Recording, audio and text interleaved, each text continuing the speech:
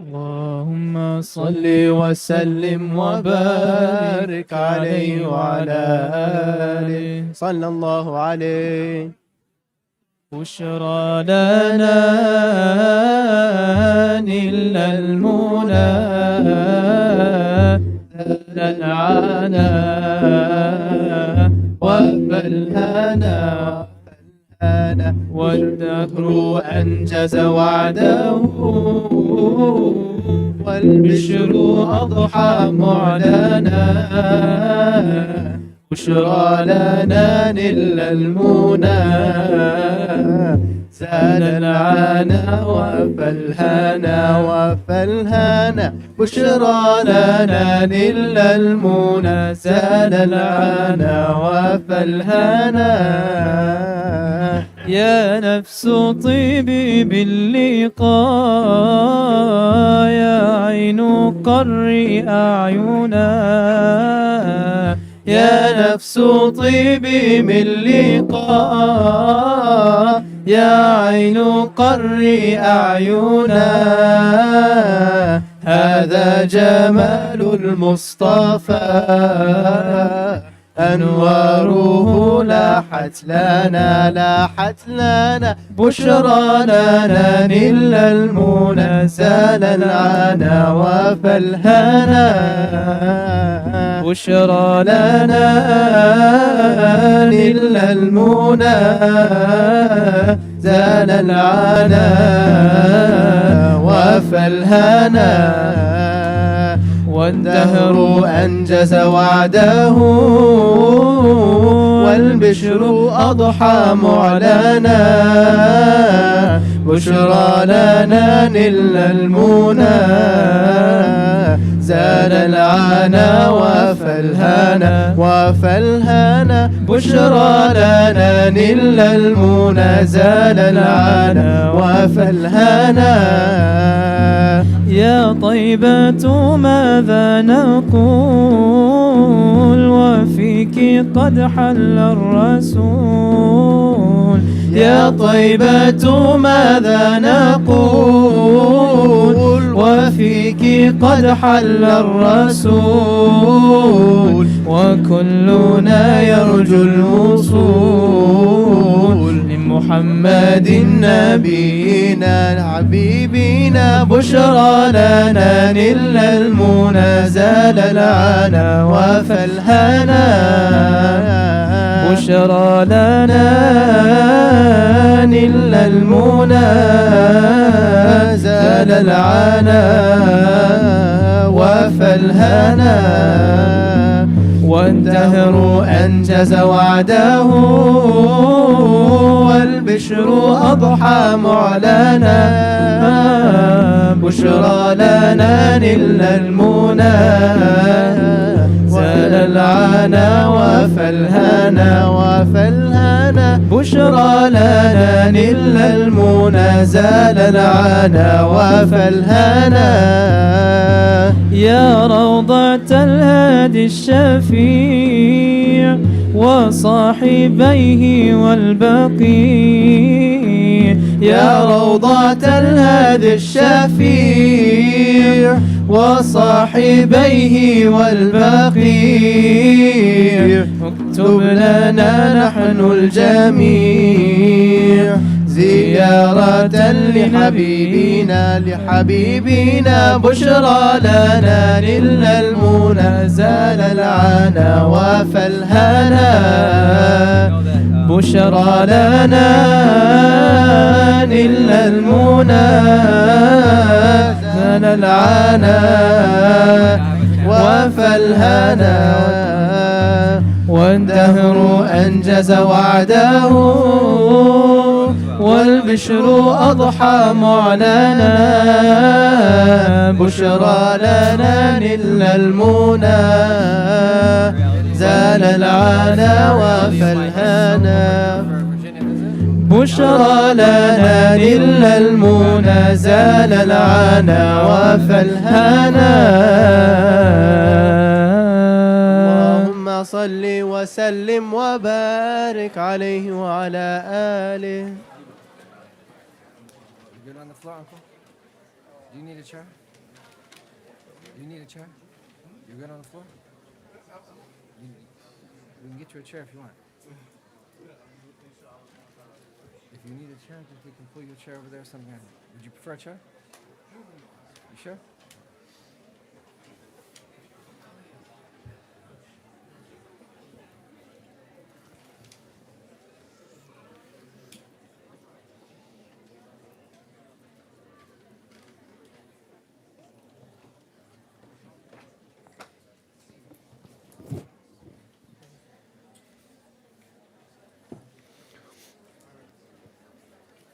All right. Bismillah.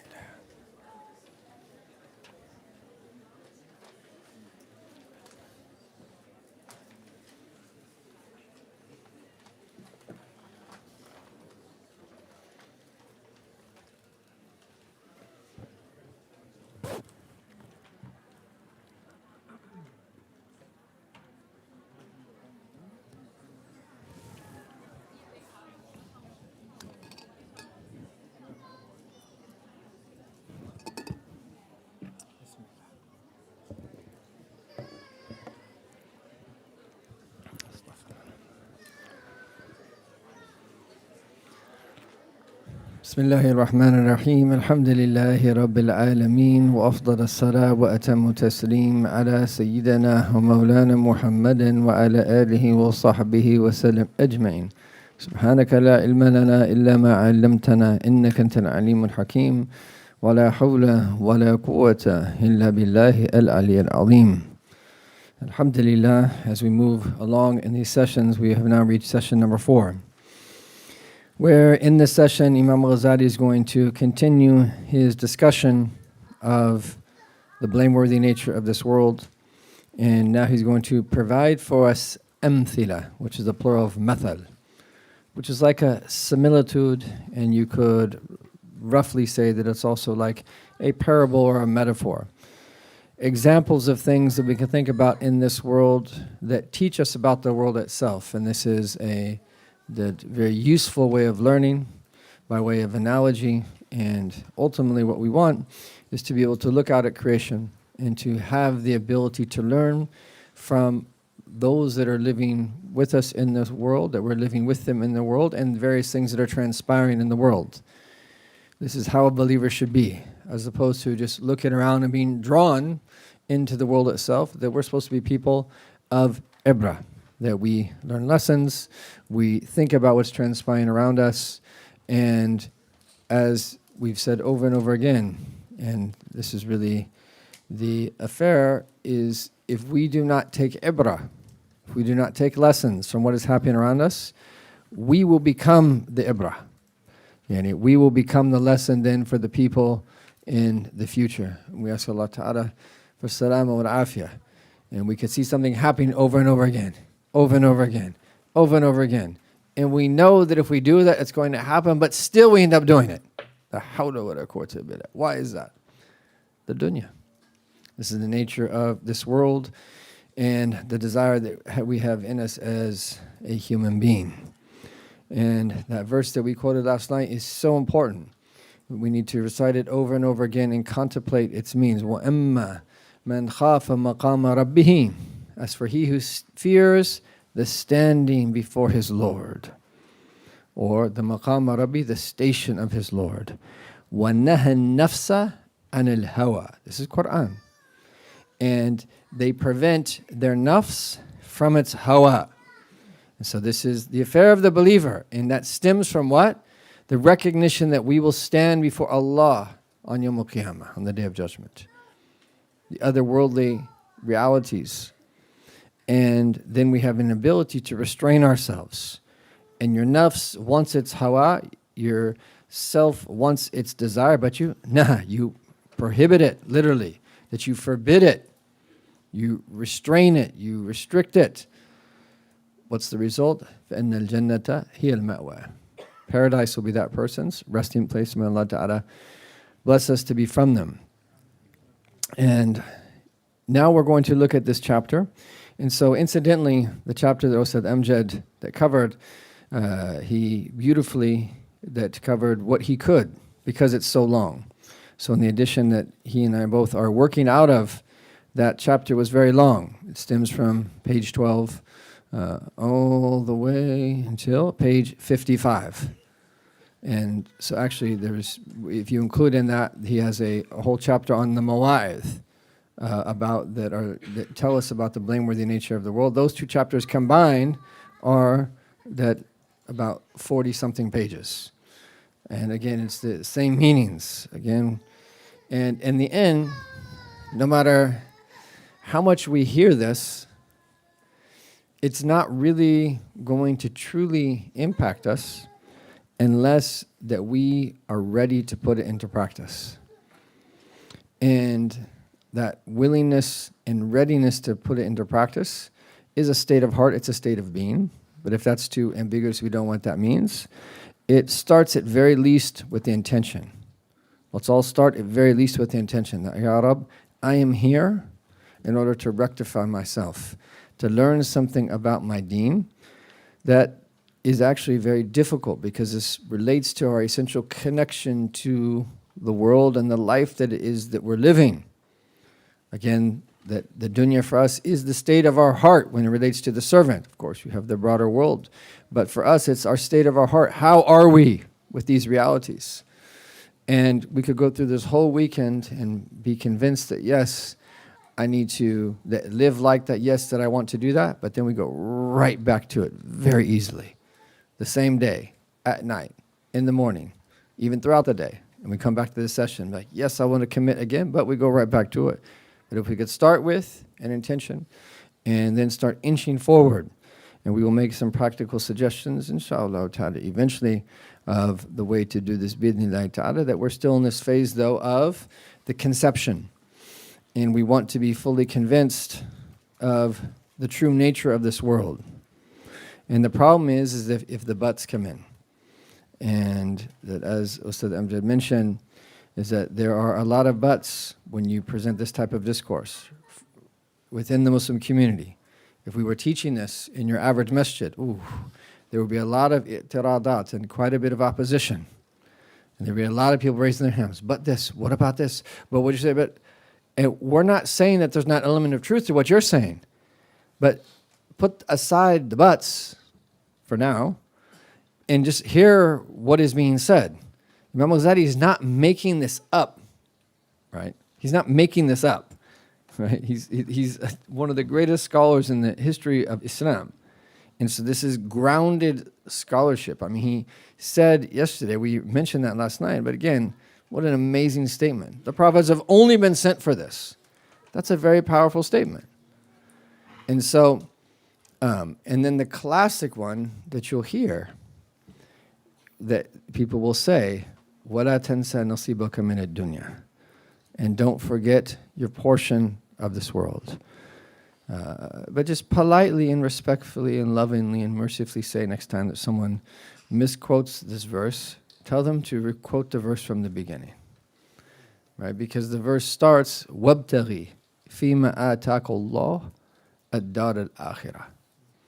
So the asl is the first part of the verse. وَابْتَغِي فِيمَا آتَاكَ اللَّهُ الدَّارَ الْآخِرَةِ. So seek through what Allah has given you, yani of the worldly things, the abode of the hereafter.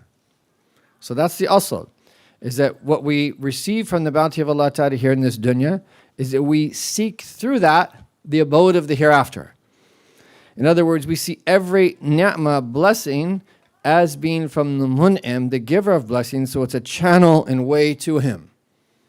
And so gratitude and understanding blessings as being from Allah and using him for his sake and as a way to him is going to be key to the solution, given the situation that most people are living in, at least we're speaking to in our time.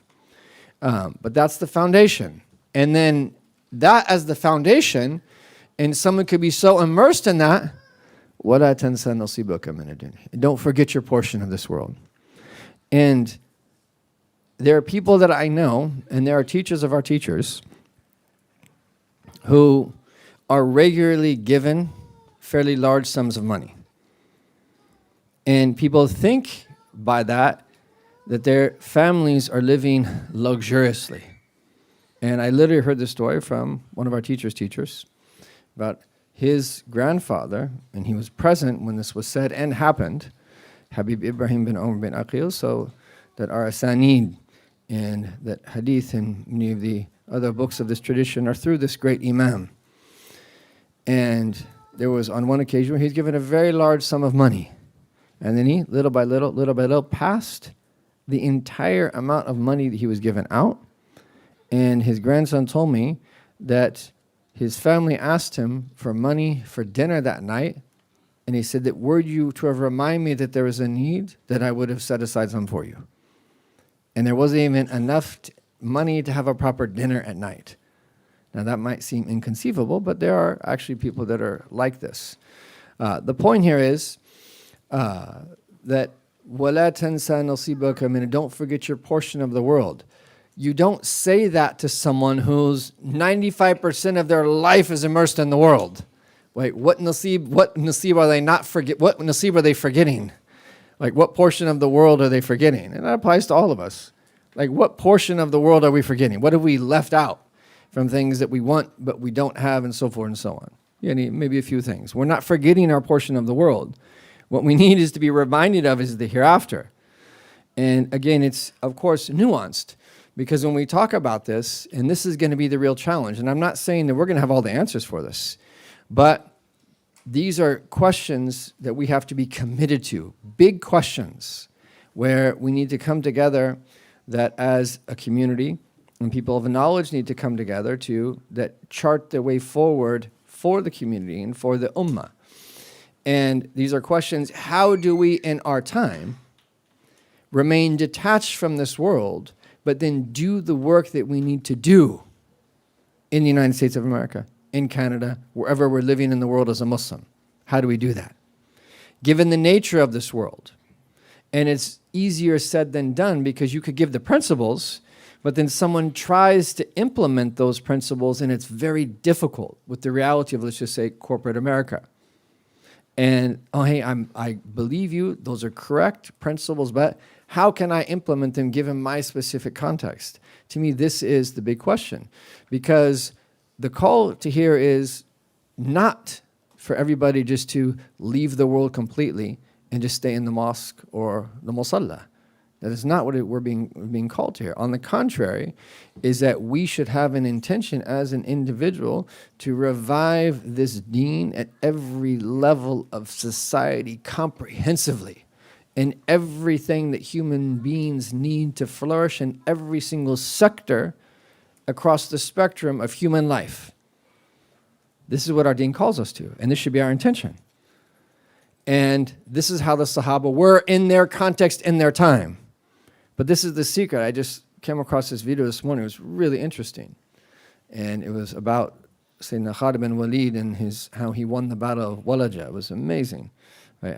What a military expert he was. And anyhow, that the Sahaba, they were like monks at night. They were people of worship that were deeply dedicated to their Lord. And so they were otherworldly focused. But then they were so otherworldly focused is that their daytime, they were like lions. They were fully active in society for the most part. Most of them, men and women alike, they were fully active in society, in their context, in their time. So how can we crack that code, so to speak, for our time, where we are 100% otherworldly focused? That is how we're supposed to be 100, not 99.99, let alone not 10% or 40%. We are supposed to be 100% worldly focused. ideally. That's the goal. 100% of our time, every single moment of our lives. We're 100% worldly focused. Yet the sunnah of our Prophet, it means, is that a significant portion of our time, even though we're 100% worldly focused, is serving people and doing things that amongst society. So we need to crack that code and figure out exactly how to do this. So let's not think in these discussions that by any stretch of the imagination that we are calling people to completely disengage. On the contrary, is that our teachers who are behind all of the work that we're doing, is that they are people that say that at very least you should meet Allah subhanahu wa ta'ala with the intention for iqamat dinihi fi jami' ardihi. Establish His deen throughout the earth. وَنَشْرَ سُنَّةِ نَبِيهِ فِي جَمِيعِ خَلْقِهِ, and disseminate the sunnah of His beloved, the Prophet Muhammad sallallahu alaihi wasallam, amongst all people. This is what they live by. And they have himmah and high aspiration and spend their lives in service every day for prolonged periods of time, but there's a cutoff. And I've heard this from people that are close to our teachers, a cutoff. When there's a cutoff point, now, khalas, this is time for ibadah. It's time for worship. And at that cutoff point, outside of that, marhaban, we're in service. And we give preference to the da'wah or any manifestation of service. But there's times where it's ibadah, worship. And there's times that happens on a daily basis, there's times that happens on a weekly basis, times it's happening on a yearly basis, and one of those times is coming up is the blessed month of Ramadan. And one of the greatest things that a person could do is actually take vacation time in Ramadan. If we were really working towards the hereafter, yes, you can maybe find other time where you can actually go on what you might call a vacation and relax. There's nothing wrong with that. That's needed and sometimes important. But if that's what you chose, there would be a lot of blessing in it. Because even the best of creation, who was sent to all of the worlds, is that he went into i'tikaf, spiritual retreat, in the blessed month of Ramadan. And some narrations indicate 10 days, others even up to 20 days, and he's the best of creation, sallallahu alayhi wa sallam. Meaning is that the foundation of everything is being otherworldly focused. So that's the correct way of understanding this. That's the goal. And then from that platform, then, we engage the world. And so that's how we want to be thinking, and there's more to come in relation to that, bi'idhnillahi ta'ala. So this is the chapter, Bayanu Sifat Dunya Bil Amthila. He wants to uncover for us, through this exposition, the qualities of this world through similitudes. And so he says, "I'lam, know, anna dunya sari'at al-fana." The world is transient in nature. It passes very quickly. قريبة الانقضاء. It is going to end soon. تعيد بالبقاء. It seems to promise you that it's just here forever. ثم تخلف بالوفاء. But then it doesn't fulfill that promise. تنظر إليها فتراها ساكنة مستقرة. You look at the world and you see it as still and that is remaining in its place. وهي سائرة سيرا عنيفا. But the reality is that it is changing and moving very quickly. ومرتحلة ارتحالا سريعا. And quickly passing. ولكن الناظر إليها قد لا يحس بحركتها, but the one looking at it doesn't perceive its movement. فيطمئن إليها, and then finds rest in it. وإنما يحس عند انقضائها, but then doesn't realize the nature of this world until that it ends. So this is what he says, and then he's going to mention ومثالها, and its similitude is, he's going to give an example after an example after example. And so this is how he says this world is. And so he says the first example, وَمِثَالُ الظِّلِّ, that the example of this world, the similitude of it is, it's like a shadow. Okay, فَإِنَّهُ مُتَحَرِّكٌ سَاكِنٌ, is that in reality shadows move, but they appear to be still. That in reality they're moving. But they're just moving at such small increments, it's not perceptible to the human eye. Okay? And I forgive everybody, I know there's some sun on people. Inshallah, we still have to get blinds on these windows so for your comfort. But there are shadows now for people to see. I was looking over to find a shadow, and I realized people are in the sun. Forgive us. And yeah, please forgive us as well. I know that it's a tight space with few services, and it's especially difficult now with all the snow, but that hopefully that the benefit that comes from being here will, inshallah, cause all of that to be forgotten, inshallah ta'ala. Allahumma salli alayhi wa ala. So shadows are actually moving, but they appear to be still. And what he says here is that لا تدرك حركة بالبصر الظاهر. You don't see this with your eye. بل بالبصيرة الباطنة, rather with your inner sight. And that you know with your intellect, of course, that the sun is moving.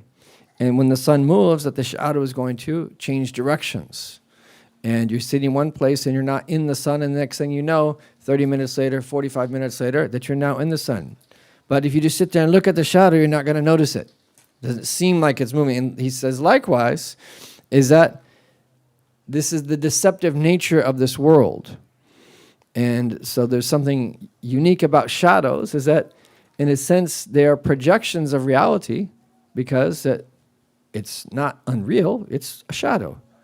And there's a reason why it's happening, but it almost at the same time hides the reality itself, because the shadow is not the same thing as that the object that is being cast from. And sometimes shadows take on different shapes. Sometimes shadows, when the sun's in a certain position, will be significantly longer or significantly shorter than the object that they are reflecting from, being shown from. وهكذا. And so this is how the world is that the appearance of it versus its truth. It appears to be one way, but the reality is you don't see that when you take the first glance in a flat sense, in a two-dimensional sense, with your physical eye only. You need your intellect, you need your basira, your inner sight. And again, you see how all of these meanings are interrelated, and sometimes, and this is good, to speak about the same meaning in multiple sessions, so it's reinforced in us. And this idea that the people of Allah see this world differently than other people do. And that's how we want to be. We want to see it for what it is, and we don't want to be deceived. And think about the true believer is not deceived. Our deen does not call us to being naive. Rather, it calls us to being intelligent. The deen does not call us to letting ourselves be manipulated. Okay, now the reality is that the Prophet ﷺ said that أكثر أهل الجنة البلة, is that the majority of the people of Jannah are simpletons. They're simple people. And that simple people can be taken advantage of very easily. And their simplicity comes from their purity. Okay? Which, it's not a bad thing to have that purity. But it's a better thing, and this is why our Prophet said, وَالْإِلْدِيُّونَ لِذُوِي الْأَلْبَابِ. The higher degrees in paradise are for the people of intellect. Right? There's a statement of Umar bin al-Khattab where he said, لَسْتُ بِخَبْ وَلَا يَخْضَعْنِي خَبْ. I am not a manipulator, but I do not allow manipulative people to manipulate me. Mahakada.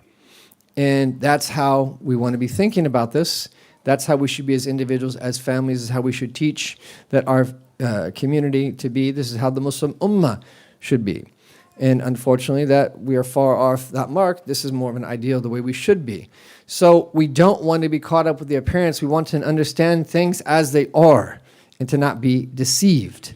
There's this beautiful line of poetry that it's related from different people. Here, Imam al-Ghazali says that it's from that Al-Hasan al-Basri, أحلام نوم أو كظل زائل إن اللبيب بمثلها لا يخدع.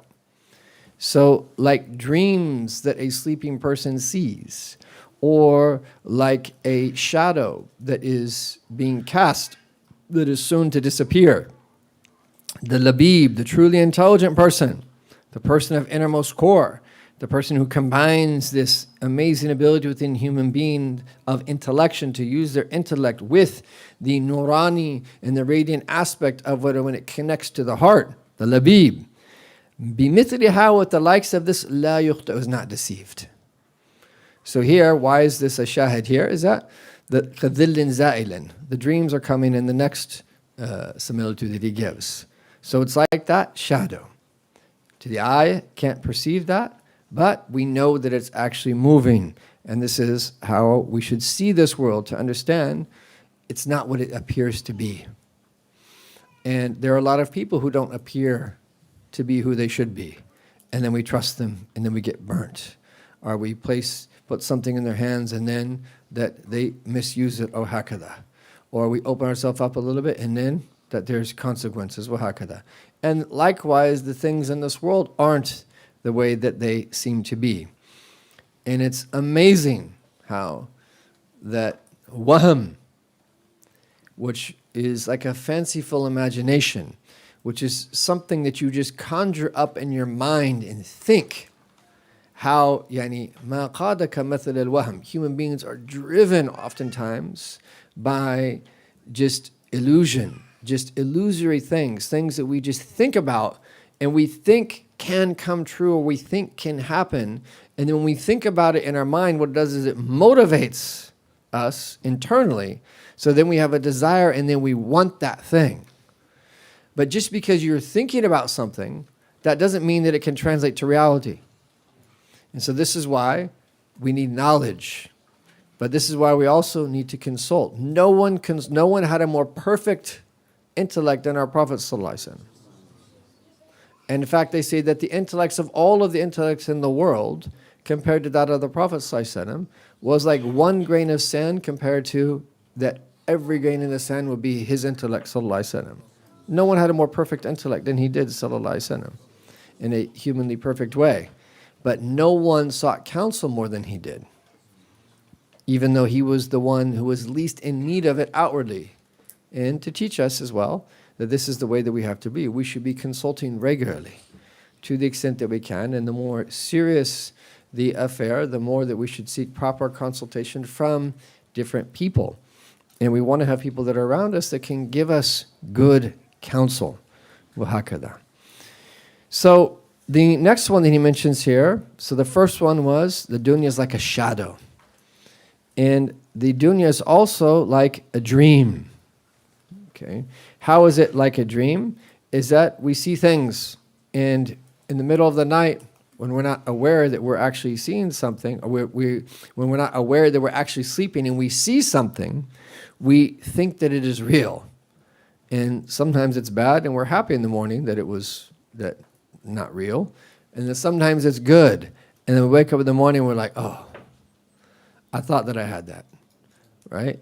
Well, this is what the dunya does. It creates this sense that we think that we can attain something, but then you all of a sudden wake up and you realize that you didn't. In other words, is that what can the dunya ever really give you? So this is a constant. This is a set principle. The dunya will never, ever be able to fulfill you. It's impossible. And it's pretty easy to understand. And most of us, if you would ask them that question, is that true that the dunya can never really fulfill you? We'd probably all say, with the Islamic learning that we've done, is of course it can never fulfill you. But really think about that. Then why are we seeking to be fulfilled by the dunya when it can't ever really fulfill us? That's the bigger problem. So some people, when they're stressed out or they're bothered, they just start working more, right? Other people will move to comfort foods. That other people will move to the haram addictions. That other people will that do something else. But none of those things in reality are ever going to really help you. The dunya is never going to ever fulfill you. It can't. It's not meant to do so. And when we realize that, it's that same feeling of waking up from that dream where you thought that you had something, but it wasn't there. And so the dunya will always let you down. But again, this is another aspect of it being deceptive. It will always let you down. So the intelligent person is the one who that seeks what they're really looking for in the right way. And sometimes that's doing things that are permissible. And that, eating at times in proper healthy foods can be an outlet. But again, in a balanced way, not to the extent that we're harming our health and putting on weight and things of that nature. That doing other activities, a great example of that is to get outside and to walk and just get out in the fresh air. That go forest bathing, get out into nature. Most people have, in one way or another, access to parks where you can get out and you can get out amongst Allah subhanahu wa ta'ala's creation. There's a healing process that takes place. That having good friends where you can have nice, good conversation that can help get off your shoulders some of those burdens that are weighing you down. These things are important. But the dunya, it's not going to do it for you. All of those things, and one of the worst is doom scrolling. That you finally have a little bit of time off, so you pick up your phone. Okay, now I'm going to go to my social media feed. Ya Allah. Don't think that's going to help you. That is going to compound the problem, especially if you're doing it at night, and then you're becoming more sleep deprived, and then all of the artificial light, and then it's affecting your quality of sleep, and it's just a vicious cycle. And then we get these addictions, whether they're dopamine addictions or some type of substance abuse or whatever it is. And then whatever it was that was stressing us out is now it's been compounded and made worse. So once we recognize that the dunya is like a dream, khalas, then we have to not seek from it other than that what we really should be seeking. And as I say, is that a good dream, because sometimes we have good dreams, a good dreams, tasurru wa la taghurru, is that they give us happiness, but they shouldn't deceive us. And it's one of 46 parts of prophecy. So it's good to see a good dream. And we get happy when we see good dreams. But that doesn't mean that we just wake up and it's like, okay, that's it. The work is done. Even if you see Rasulullah sallallahu alaihi wasallam, even if you see a great dream that you're going to be a great wali or something beautiful you see in a dream. Inshallah that it comes true, and it's a sign that you saw is that it will come true, but now the work begins in the next morning. I mean, you just think about it, like Umar ibn al-Khattab, he was one of the 10 people the Prophet ﷺ promised him paradise. And do you think they doubted what the Prophet said? No, he only spoke the truth. But how do you square that with then he would say there were everybody on Yawm al-Qiyamah to enter into paradise except one. I would think I was that one person. And the Prophet promised him that he's going to paradise. SubhanAllah. That this is that balance. It's hope and fear. And he believed the Prophet ﷺ wholeheartedly, but he was still worried that maybe there's something in him that would prevent him from receiving that instance of glad tidings, or and so forth and so on. So this is how the dream. This is how it is. And then, as has been narrated by multiple people, sometimes you hear it on the authority of Sayyidina Umar, sometimes Sayyidina Ali, sometimes others, as an-nasu niyam, the general state of people is that people are sleeping. فَإِذَا مَاتُوا انْتَبَهُوا, and when they die, they wake up. So most of us are walking through the world in a sleep-like state. And the main trait of this one sleeping, and if they're actually sleeping, they're excused.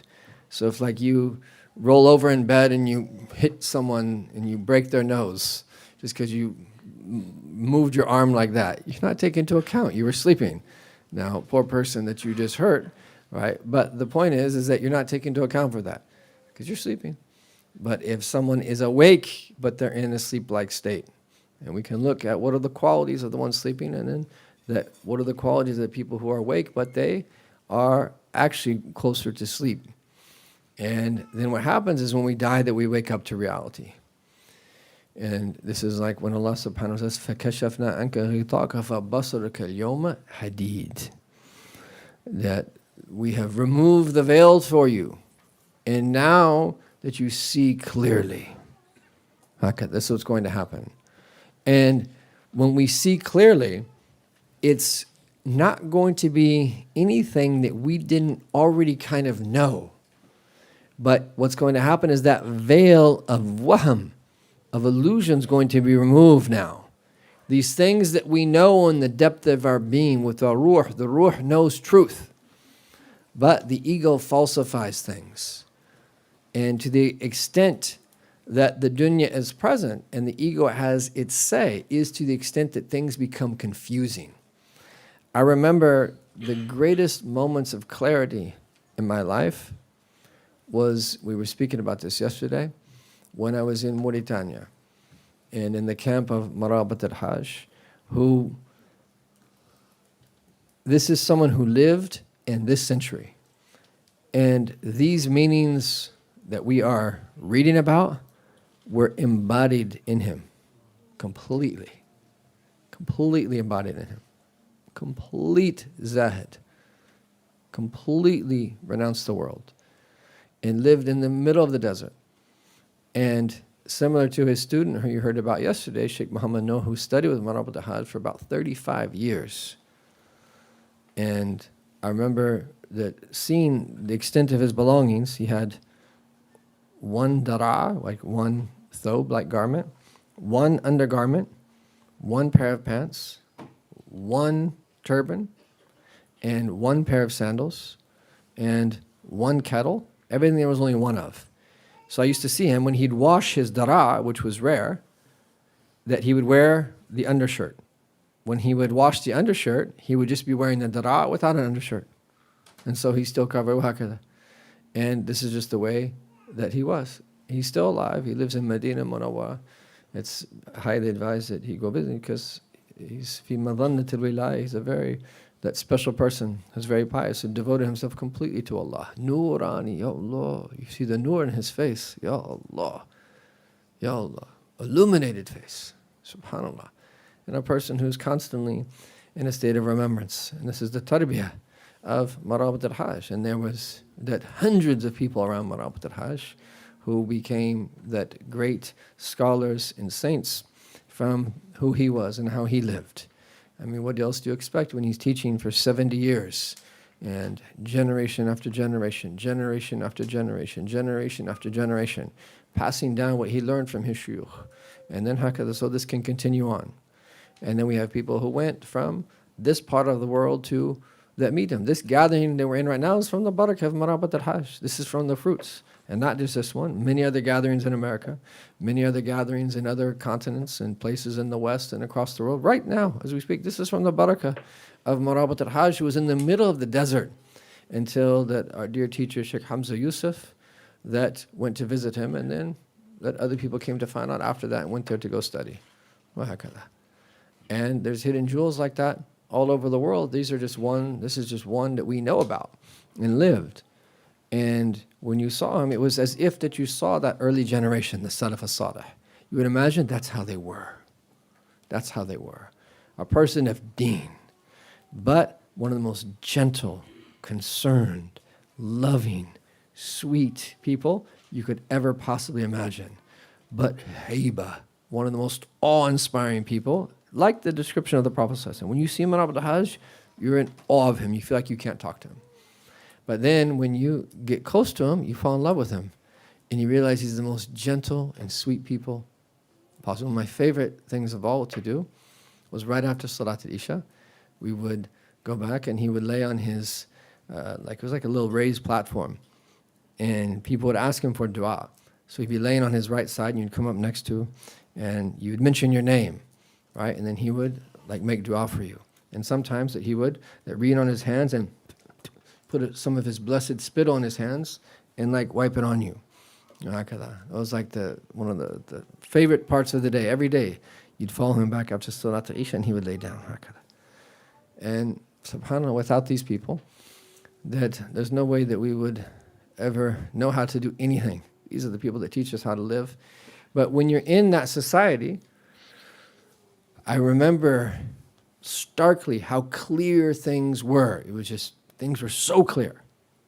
When you cut back on the things of this world, there's clarity.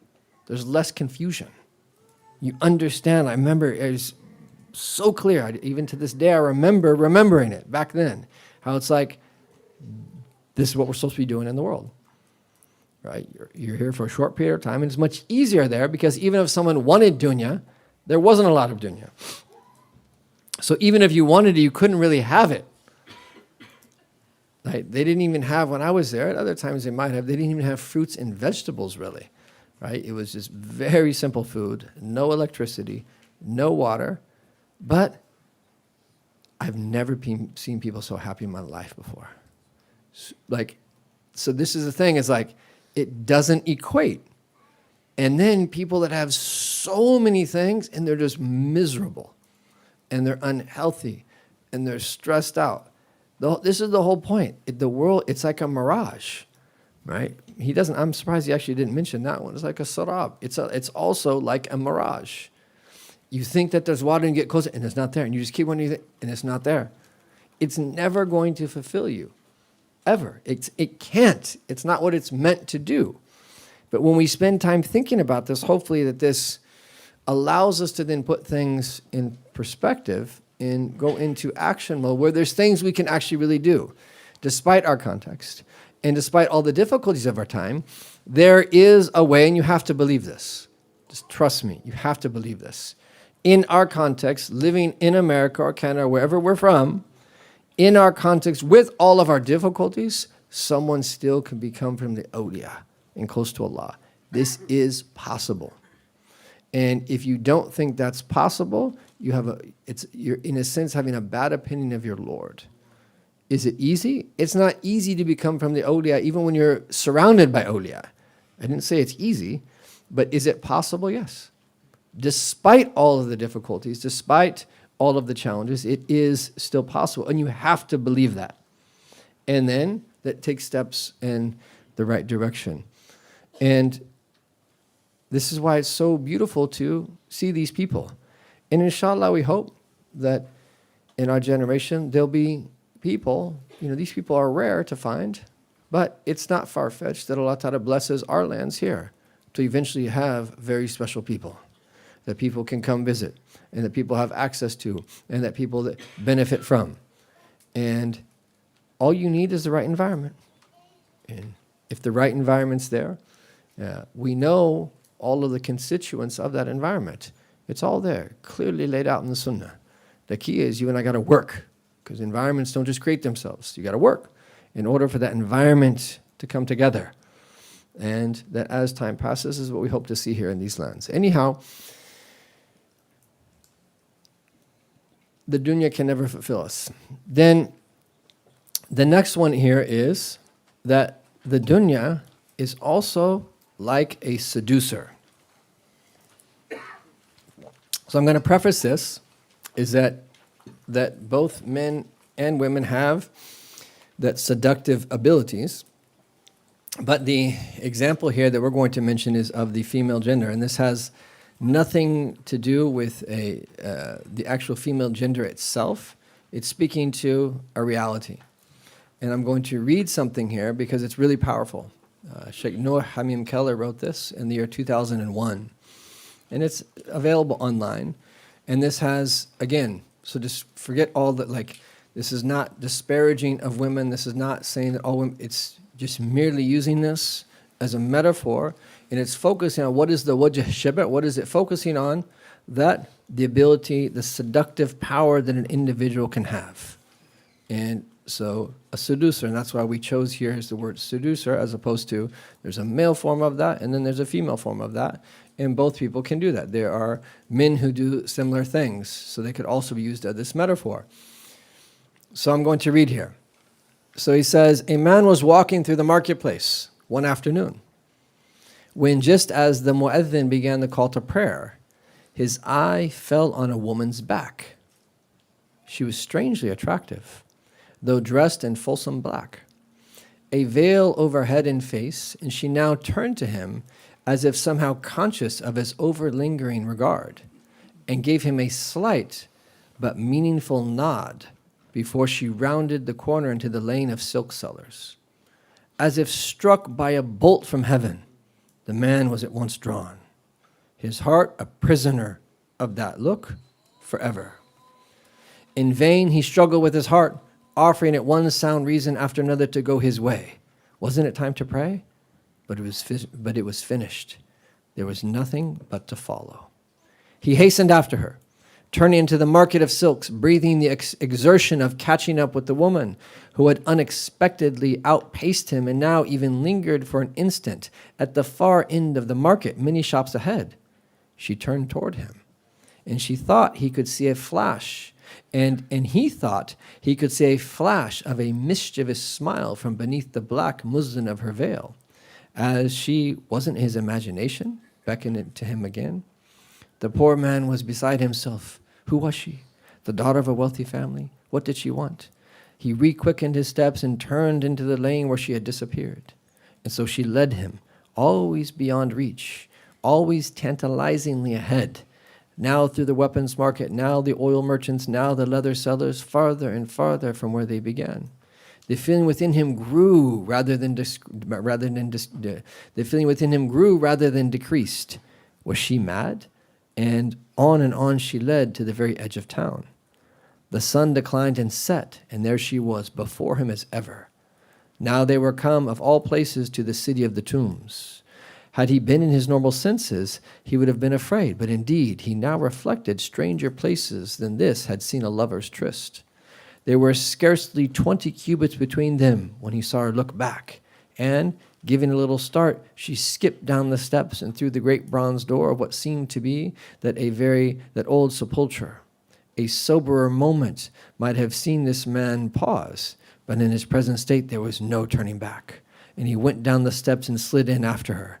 Inside, as his eyes saw after a moment, there were 2 flights of steps that led down to a second door, from whence a light shone, in which he equally passed through.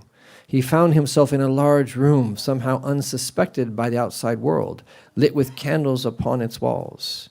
There sat the woman opposite the door on a pallet of rich stuff in her full black dress still veiled, reclining on a pillow against the far wall.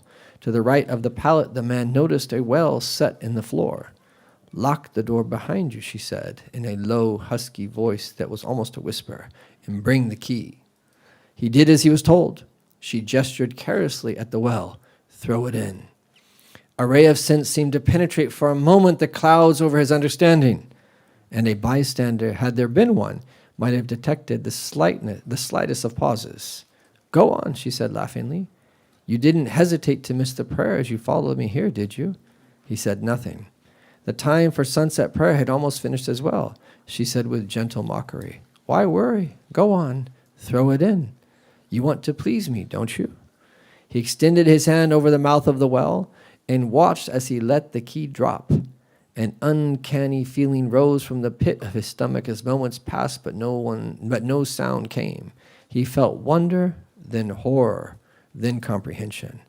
"It's time to see me," she said, and she lifted her veil to reveal not the face of a fresh young girl, but of a hideous old crone.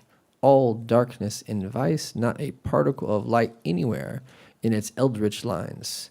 "See me well," she said. "My name is Dunya. This world, I am your beloved. You spent your time running after me, and now you've caught up with me in your grave. Welcome, welcome." At this she laughed and laughed until she shook herself into a small mound of fine dust, whose fitful shadows, as the candles went out, returned to the darkness one by one.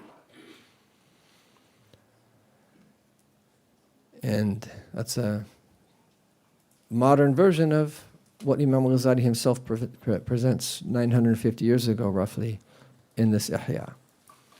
And that's a lesson. This is the reality of anyone who goes after this world, especially in its haram aspects, especially in its forbidden aspects, whether it be in relation to the opposite gender or any other way. And this is the reality. It's a very powerful metaphor, is that we're seduced, sometimes by the opposite gender, but we're also seduced by the various types of pleasures of the world in this same way. So it doesn't even specifically relate to human beings. All of the other things that people are seeking, money, status, that pleasure of different sorts, this is the reality. This is the seductive nature of this world. It's like it's trying to seduce us. And one of the hadith is that the dunya is ashar min harut wa marut. it is that has more power to display its magic than Harut and Marut.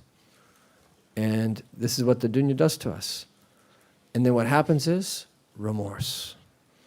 Inna Allah kataba al-hawan ala man ittaba al-hawa. Indeed, that Allah subhanahu wa ta'ala has written humiliation upon anyone that endlessly follows their desires. And all of us have made mistakes. No one in this room, and very few people in the world, can say that, okay, I've never once followed my desire in a way that is displeasing to Allah. But this is why we come together, just to, let's wake up though, and recognize, like, who wants to be in this position where you think something, and then again, that wahm, that illusion, and then you follow after it, and then you follow after it, and then you follow after it, and then you realize that, khalas, I was just chasing something that wasn't even real, and then the reality is shown, but now it's too late, and khalas. All that remains is the consequences after that. Nasallahu ta'ala as-salama wal-afiyah. And this is the humiliation and the remorse that we want to avoid.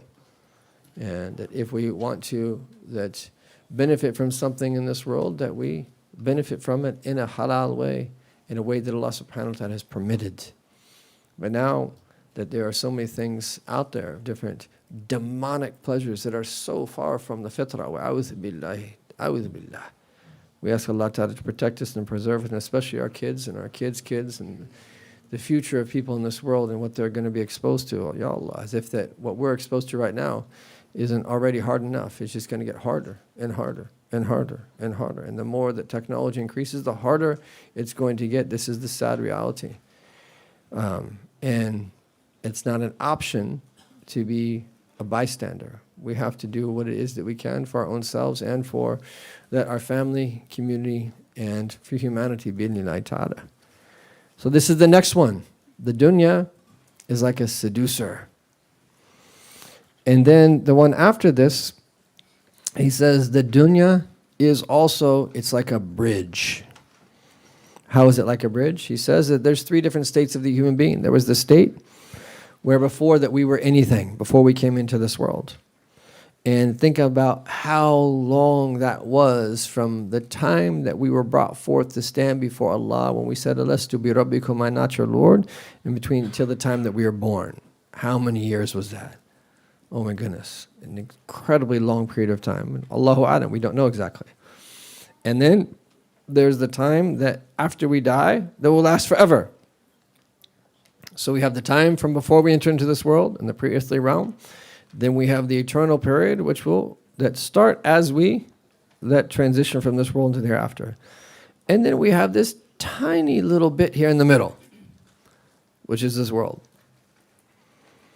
And he says that these small amount of days that we have here, that this is the reality of the world in and of itself, are these few days that we have here.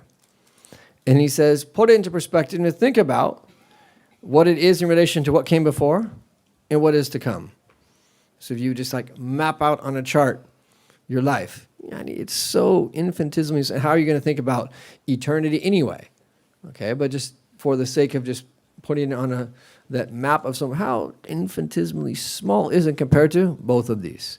So we don't remember much from this world, but the whole point is this tiny little bit here, this is the dunya. And then we have the eternal one to come. So he said that we should think of this world as a bridge. The reality is it's just a bridge. And he said that if you're crossing a bridge, no one's going to build a home on a bridge. The whole point of a bridge is what? To cross it. It's the whole point of a bridge. Is that you're going to move from one side to the other. You're here, you need to get across it because you need to get over there. And khalas. You're not going to put like a coffee shop right in the middle of a bridge, right? Meaning that like if you just think of the whole purpose of a bridge is to get you across to the other side. And this is the nature of the dunya. And then our Prophet ﷺ says, the hadith in Tirmidhi ibn Majah, Mali walid dunya, that what is my reality with this world? إنما مثل مثل الدنيا, the likes of me with this world, كمثل راكب صار في يوم الصائف, is like a traveler who was traveling on a very hot day. فَرُفِعَتْ لَهُ شَجَرَةً, and then he finds a tree to take shade in. فَقَالَ تَحْتَ ظِلِّهَا سَاعَةً, and he took rest under it for a period of time. ثُمَّ رَاحَ وَتَرَكَهَا, and then he left and abandoned that tree. He says, this is the reality of me, and he's speaking about himself. So some of this world is like this man. Think about pre-modern travel. He said, this is the way it is. You're traveling, you're in the wilderness, and it's a very hot day. You need to rest for a little bit. So you just take a little bit of a nap.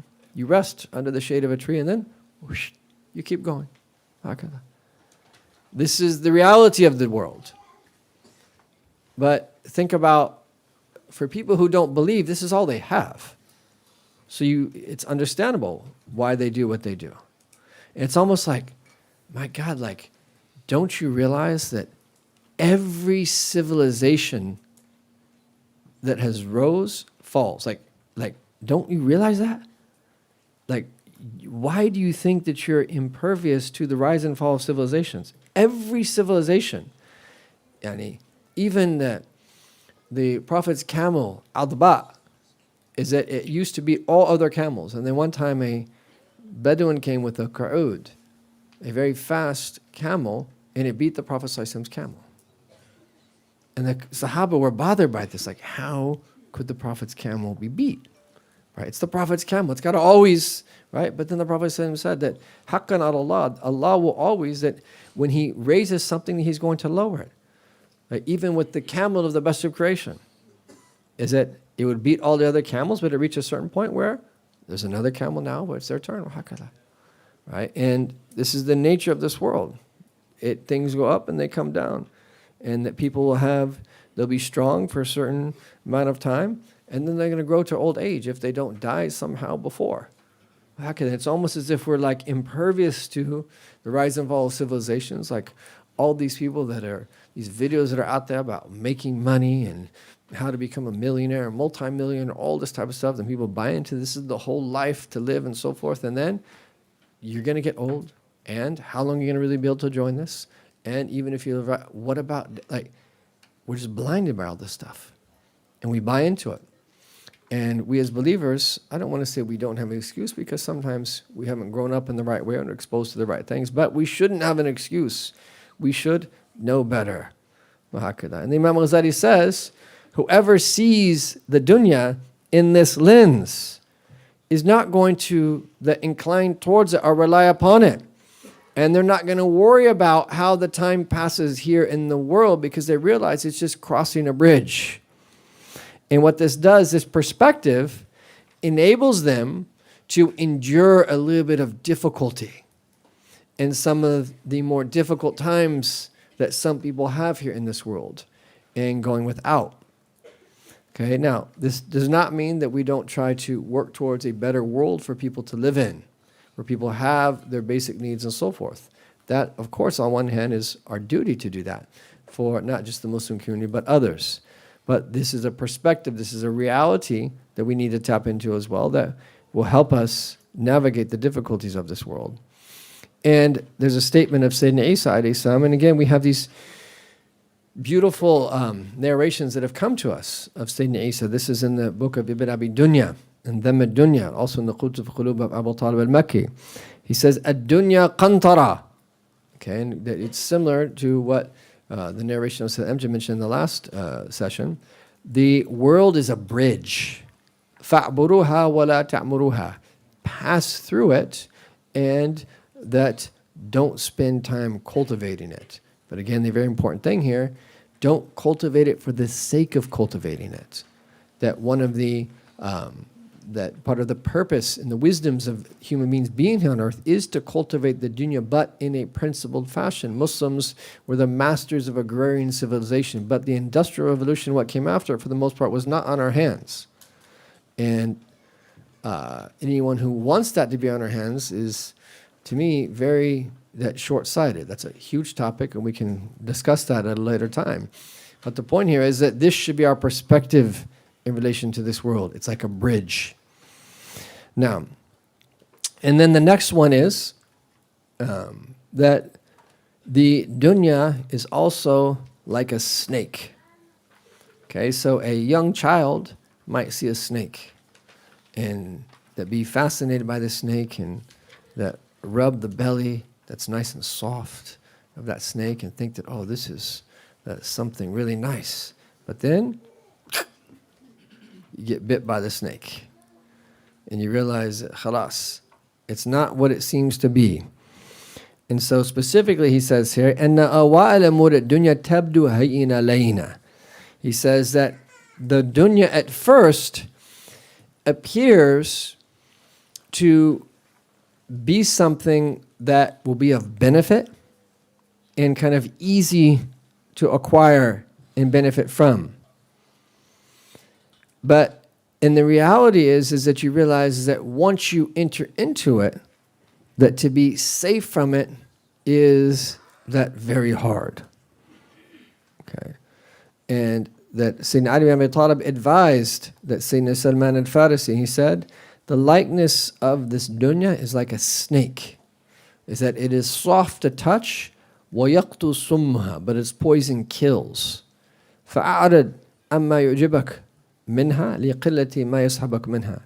So turn away what you're impressed from it, knowing that you're only going to take a little bit with you. وَضَعْ عَنْكَ حُمُومَكَ لِمَا أَيْقَنْتَ مِنْ فِرَاقِهَا, and have it to be a cause of the alleviation of your worries because that you are certain that you're going to part from it. وَكُنْ أَسَرَّ مَا تُكُونْ فِيهَا أَحْظَ مَا تُكُونْ لَهَا. And that have the times where you take the most joy in it be the times that you are most cautious of it. فإن صاحبها كلما اطمأن منها إلى سرور أشخصه عنه مكر والسلام. He is advising Salman. He says because the one who indulges in this world is that every time that he takes rest in it and is enjoying it, is that it ultimately leads to some type of difficulty or something that is disliked. So again, the same meaning that it seems at first like, oh, there's no problem. It's right there. It's readily available. So you enter into it. But then getting out of it after you've entered into it is not as easy as it seems. And this is the point of this one. Now, so he says it's also, and I think Ustad Amjad also mentioned this, is like salt water. The dunya is like salt water. And so it's a statement of Sayyidina Isa. The likes of the one seeking this world is like someone drinking salt water. The more they drink, the more thirsty that they get until that it's a means for the loss of their life. Of course, everybody knows that salt water does not hydrate like fresh water. It does the opposite. Your body works to get the salt out of the system, and it causes immense harm in the individual. And then, this is a more not so nice substance to speak about, but this is how the dunya is. It's like excrement, the stuff that comes out of human beings. And he says that this is the nature of this world. He says that the desires of this world and the heart are pleasurable, like all of the desires that we have for food in the stomach.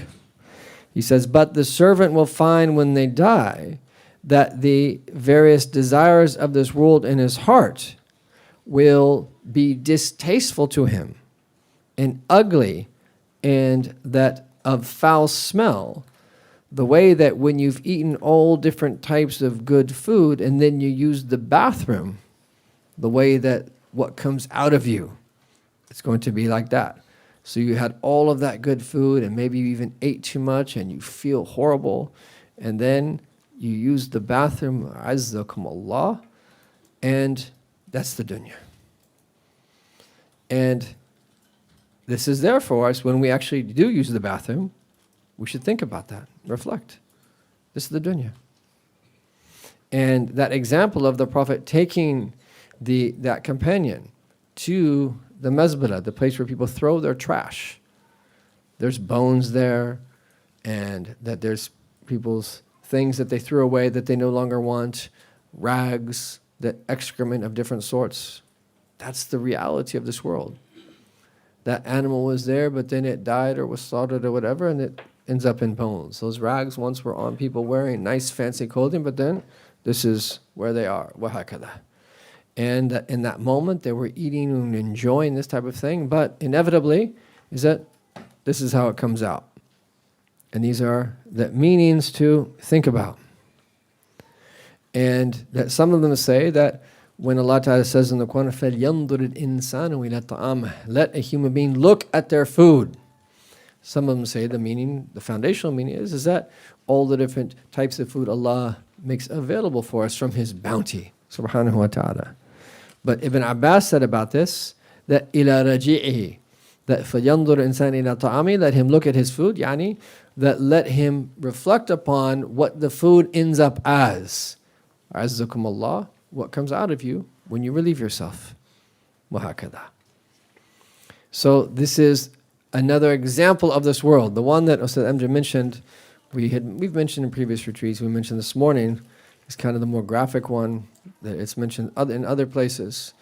And maybe I'll just keep the same cherry pie thing since now I've spoiled it for him. But it's like someone who's prepared this nice dessert, and then right in the middle of that, they decide to clear their throat and put it right in the middle of the dessert. And then it's covered, and then they give people a piece of that pie or that cake, and that person who's eating it doesn't know. Right? This is the example of someone who knows about the true nature of the world and someone who doesn't truly know. And that one who doesn't know takes a bite of that, this is delicious. And he doesn't know that there's a nasty, that substance that's been cleared from the throat of the one who cooked it, and they're just biting it, enjoying it. But then the person who knows, like, oh man, that person cleared their throat and spat in that. Like, how can that? When you have ilm, the knowledge, you realize that that is its reality, right? But again, it's that recognition that it can never truly fulfill you. Now, the Prophet ﷺ that used to eat choice parts of the animals, he used to drink sweetened drinks, that he would eat good food at times when he was given to him, sallallahu alaihi wasallam. But there's a difference. He wasn't enjoying it for the sake of enjoying it. In other words, that he was seeing it as a blessing from Allah. And there's a small difference, but huge in meaning. And again, when we get into what's permissible and what's haram, there's nothing wrong with enjoying the things of this world for the sake of enjoying them as a basic level, right? The halal is permissible, so we can't make something impermissible, and that's not the point here. Let's not misunderstand this, okay? And nor is it to go outside and be like, oh, you drive a Mercedes? This is the retreat on dunya. Like, why didn't you sell your car before you came here, right? Or you're wearing those type of clothing? Oh, God, right? I thought you would have listened to what the teachers were saying, right? That's not the point of this, right? Because there's people in the past who have also wore fine clothing. We'll come back to put this all into context. But what is our intention? What are we doing behind it? And then the reality is that there's hisab for the halal. And so, yes, it's permissible, and you can't fault someone for doing something that's permissible. And if someone has the means to have a nice house and to have nice belongings and clothing and so forth, you can't fault them for that. Allah opened that door for them, and nor should you ever, the dunya is too meaningless to envy someone over the dunya. Why would anyone ever do that? That's ridiculous.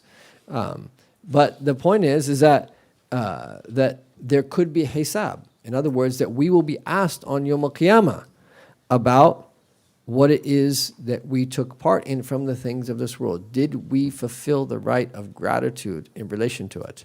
So that while it's permissible, there is some type of danger that it could prolong our standing before Allah Ta'ala, and we want to make sure that we combine that with gratitude to Allah Subhanahu wa Ta'ala. So that's just the caveat and the nuance there, and put everything in its proper place. Maybe I'll just say it now in case there's not another chance. But there also is this meaning, and this is where it gets a little bit more nuanced, is that, you've heard me mention on multiple occasions this whole meaning of the stations of the religion, and that how some scholars that divide them into 9. But there is a station of the religion where, because of where someone's at and what they could potentially fall into that could lead them astray, it actually makes sense to preoccupy them with things that are permissible in the world. Okay? And so this is why we have to put everything in its proper place. This knowledge that we're learning right now is for the individual and their path to Allah subhanahu wa ta'ala. This is for us individually and whoever's listening. This is not necessarily what we apply to everybody else. This is for you. Okay? This is for your own self. And so don't go home and misapply this and be like, I just came home from the Love of the World retreat and we're getting rid of everything. We're selling all our cars. We're selling everything. No, that's not the purpose of this. Right? This is for your own self to benefit from, to arrange your affairs to meet your Lord. Okay? And then when we talk about other people, because you could have one family where people are very different. And this is one of the things that happens all the time, is sometimes that when people are married, that the wife is progressing more than the husband is progressing more than the wife, as opposed to when they first got married and so forth. And then there's the kids, and even the kids might be different and so forth. You can't come and take this knowledge and just hit people over the head with it. Use wisdom in how you deal with your spouse, how you deal with your children, how you deal with your situation around you and your relatives and so forth. Everything has to be put in its proper place. And then collectively, we have to do the right things, societally speaking. But there are people where there will be times where we will go out of our way to encourage people to do things that are totally worldly things.